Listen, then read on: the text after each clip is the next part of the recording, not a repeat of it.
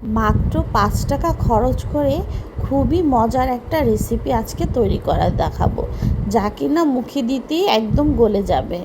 আর এটা বানাতে মাত্র ২ থেকে ৩টা উপকরণ লাগবে, আর যা কিনা অনেকগুলো করে বানিয়ে মাস জুড়ে সংরক্ষণ করতে পারবেন।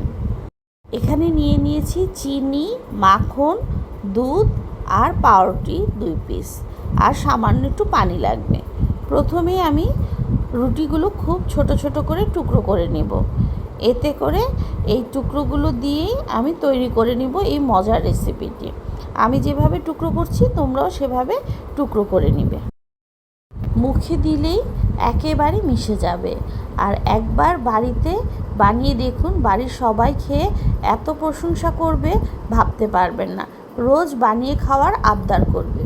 রেসিপিটা তৈরি করতে যা যা লাগবে তা কিন্তু আমি খুব সহজেই দেখিয়ে দিলাম, আর নিজেরাও বিশ্বাস করতে পারবেন না এটা এত মজার একটা রেসিপি। তার জন্য প্রথমে রুটিগুলো আমি একটা প্যানে খুব সুন্দর করে ভেজে নিচ্ছি। ভেজে ভেজে একদম লাল লাল করে নিব, এতে করে একদম টোস্ট বিস্কিটের মতো একটু শক্ত হয়ে যাবে। তারপর আমি প্যানে একটু চিনি খুব ভালো করে ভেজে নিচ্ছি। এভাবে চিনিটা একটু পানি দিয়ে দিব, এতে চিনির শিরাটা একটা সুন্দর পুডিংয়ের মতো যে ক্যারামেল হয় সেই ক্যারামেলটার মতো হতে হবে, মানে একটু লাল লাল। তারপর তার মধ্যে দিয়ে দিলাম আমি মাখন। মাখন দিলে আর এটা শক্ত হয়ে যাবে না। তোমরা চাইলে আর একটু পানি দিতে পারো, পানি দিয়ে একটু ক্যারামেলের মতো লাল লাল করে নিবে। তারপর একটু যখন শক্ত শক্ত হয়ে যাবে তখন একটু লিকুইড দুধ দিয়ে দিবে।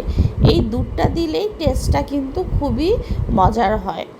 এবং এই দুধটা যখন একটু ভিজা ভিজা থাকবে এবং ক্যারামেলের কালারটাও সুন্দর হয়ে আসবে, তখনই ভেজে রাখা টুকরো রুটিগুলো দিয়ে দিতে হবে এবং দিয়ে সাথে সাথে নেড়ে চেড়ে কিন্তু একদম উঠিয়ে ফেলতে হবে, তা না হলে কিন্তু বেশি শক্ত হয়ে যাবে।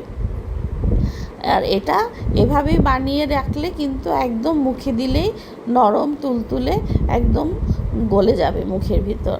খুবই মজার একটা বিস্কিট রেসিপি। তারপরে এভাবে ঢেলে নিয়ে ঠান্ডা করতে দিতে হবে। ঠান্ডা হলে তারপরে বিকালের নাস্তা বা সকালের নাস্তায় বা বাচ্চাদের টিফিনে দেওয়া যাবে।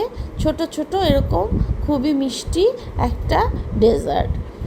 তো বন্ধুরা, আমার ভিডিওটা যদি তোমাদের ভালো লাগে লাইক এবং সাবস্ক্রাইব করে আমার পাশে থেকে যাও। আর এটা কিন্তু বোতলে ভরে মাসব্যাপী সংরক্ষণ করা যায়। তোমরা এভাবে বানিয়ে খেয়ে দেখতে পারো।